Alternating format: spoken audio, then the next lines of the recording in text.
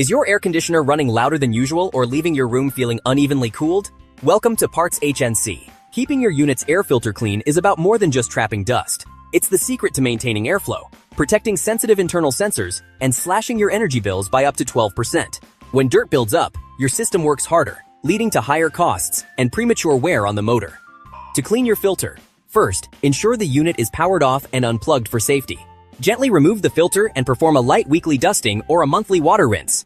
Avoid harsh chemicals or hot water, as these can damage the specialized electrostatic fibers that attract microscopic allergens like smoke and pet dander. If you notice persistent vent condensation, fraying fibers, or a sluggish response to temperature changes, it is time for a replacement. Even with regular washing, fibers eventually fatigue and lose their effectiveness. For a total replacement, simply slide the old filter out and click a new one into place to restore peak efficiency and quiet operation. If you still notice erratic cooling or odd smells after a swap, it may be time to consult an HVAC technician to check for deeper coil issues. Don't let a dirty filter compromise your comfort. For high-quality replacement parts from trusted brands, visit PartsHnC.com today.